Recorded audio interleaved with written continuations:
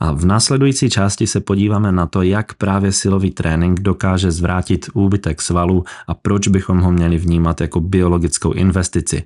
Něco, co nás ochrání, až budeme zranitelnější. No ty si to už teda trošku spomenul, ja sa tomu teraz budem viac venovať a to je ten význam silového tréningu. Koluje určite názor, že silový tréning je len pre mladých športovcov alebo pre kulturistov. Ja dúfam, že už naozaj len minimum žien si myslí, že keď budú zdvíhať nejaké alebo budú posilovať, tak že už len minimum žien si myslí, že bude vyzerať naozaj ako kulturista. Ja by som chcela, aby sme sa na ten silový tréning začali pozerať ako na zásadnú zdravotnú intervenciu.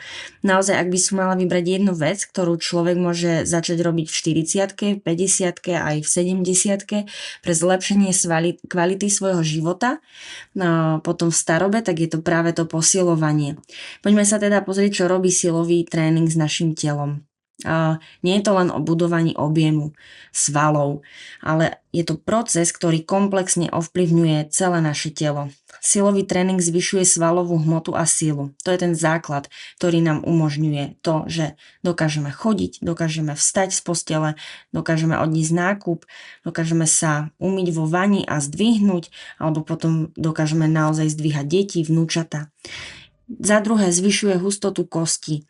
Zaťaženie pri silovom cvičení stimuluje osteoblasty a zvyšuje kostnú mineralizáciu. Dlhodobo tak znižuje riziko osteoporózy a aj zlomenín.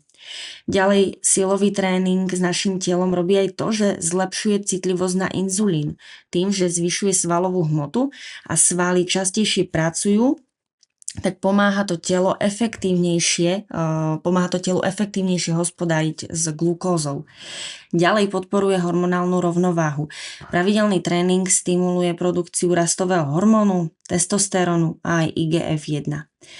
Znižuje chronický zápal. Ak už vieme, ako si dnes vravel, je to vďaka produkcii myokínov. Takisto silový tréning zvyšuje kapacitu mitochondrií a tým zlepšuje energetický metabolizmus a výdrž. No a všetky tieto efekty priamo chránia naše telo pred starnutím a aj civilizačnými ochoreniami. A to aj vtedy, pokiaľ sa svalová hmota nijak dramaticky nezväčšuje. Aj drobné zisky v svalovej sile a výkonnosti majú potom významné klinické prínosy. Čiže silový tréning chápajme ako zdravotnú terapiu. Ono znie to možno odvážne, ale silový tréning dnes naozaj vstupuje do medicíny ako intervencia. Napríklad Americká diabetologická asociácia doporučuje silový tréning ako jednu z hlavných metód k zlepšeniu kontroly krvného cukru u pacientov s cukrovkou druhého typu. Štúdia z roku 2010 ukázala, že kombinácia silového a aerobného tréningu u pacientov s cukrovkou druhého typu viedla k väčšiemu zlepšeniu glikovaného hemoglobínu než dieta alebo chôdza samotná. To je naozaj proste úžasná záležitosť. No a podobne existujú aj dáta pre osoby s depresiou, s osteoporózou, s artritídou, s kognitívnymi poruchami alebo aj srdcovým zlyhávaním. No a viete, čo je asi na tomto najlepšie, že vedľajšie účinky silového tréningu sú proste len pozitívne. No a poďme sa teraz pozrieť, ako by mal ten silový tréning vypadať. Neznamená to, že musím hneď bežať do fitka. Ono, ako sme spomínali, stačí začať doma. S vlastnou váhou, s nejakou odporovou gumou alebo s jednoručkami, s kettlebellom. Dôležité je začať a pravidelne zaťažovať svaly. Najskôr pomaly, nemusíme cvičiť hodiny. Stačí 5 minút, 10, ale proste pravidelnosť a konzistencia sú ten kľúč. No a tie základné princípy efektívneho silového tréningu sú nasledovné. Jednak je to progressive overload, postupné preťaženie. Svaly vieme, že majú schopnosť sa prispôsobovať. Pokiaľ ich nezaťažím viac, než sú zvyklé, tak oni nemajú dôvod vôbec rásť, ani nejak naberať. Posilovat. No. Jo, tohle bych chtěl opravdu zdůraznit. Ten progressive overload v poslední době je strašně hodně diskutované. To postupné přetížení je zcela zásadní aspekt silového tréninku a zlepšování se v tom. A my ho dosiahneme tak, že jednak to preťaženie dosiahneme, že zvýšime váhu alebo odpor. Postupně, že začínáme s nějakou váhou, potom přidáme třeba každý týden můžeme půl kilo přidat, záleží, jak se cítíme. Ďalej zvýšime počet opakovaní alebo teda sérií.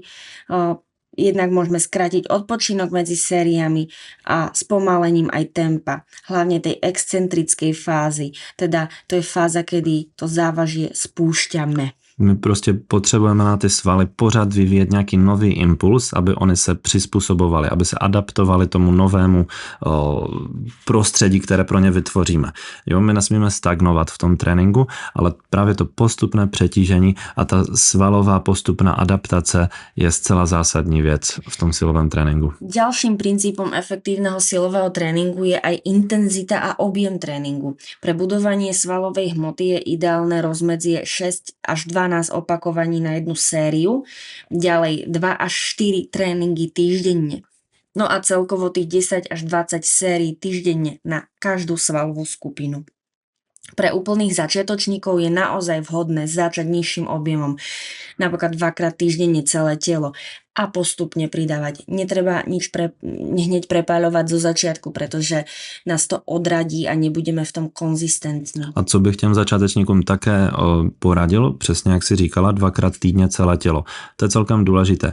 Ono dneska samozřejmě okolo toho silového tréninku je spousta informací a určitě vám radím, tenhle podcast neslouží ani k tomu, abychom vám sestavili nějaký perfektní tréninkový silový plán, ale mluvíme opravdu obecně. A třeba u těch začátečníků opravdu zpočátku, pokud budete trénovat 2krát týdně, tak opravdu jsou lepší ty full body tréninky, takzvané, na celé tělo, které působí komplexněji, než rozdělovat třeba ten silový trénink, pokud jste opravdu úplní začátečníci a nemáte žádné ambice být kulturista, ale prostě opravdu se starat jenom o své zdraví, tak ten full body trénink je pro vás přínosnější určitě, než nějaký split silový trénink, kde budete dělat prostě 3 cviky na biceps, jo, na paži, 3 cviky na záda a tohle bude váš tréninkový plán a potom to budete nějak rotovat.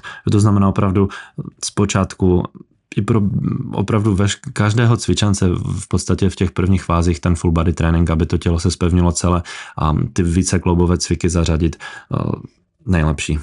Tak ktoré teda cviky by si vybral, ktoré zapojujú naozaj viac svalových skupín naraz? Určitě. Jedny z těch nejkomplexnějších cviků je třeba opravdu vybrat. Mezi ně základní cvik, určitě dřepy a různé formy výpadu. Ty dřepy nám aktivují spodní část těla, kyčle, hýždě, tělesné jádro, hluboký stabilizační systém. Opravdu jde o to, že při těch dřepech, když budeme mít silné nohy a hýždě, tak jsme schopni vstanout ze židle, jsme schopni vyjít do schodu, jsme schopni sejít schody. Takže dřepy, základní cvik, jednoznačně. Potom další komplexní a velmi oblíbený cvik ve formě silového tréninku, samozřejmě mrtvý tah. Ten nám posiluje celý zadní řetězec, zádové svaly, úchop. Na tom mrtvém tahu opravdu člověk si ten úchop natrénuje. Kdo někdy dělal mrtvý tah, tak ví, že často někoho třeba limituje. Jo? Ten úchop v tom, že neudrží tu osu v rukou, ale jakoby ten cvik samostatně by byl schopný udělat, takže často se používají třeba trhačky a tak dále. Určitě všichni ví a ve fitku, kdo se někdo pohyboval, tak tady tohle vidí. Potom samozřejmě různé a všelijaké formy kliků, tlaků, zhybu, prostě rozvíjení horní části těla, ramena, paže, hrudník. Tyto všechny cviky, o kterých jsem mluvil, tak posilují funkční sílu. Teda takú, ktorú vlastne využívame v tom každodennom živote. Přesně tak.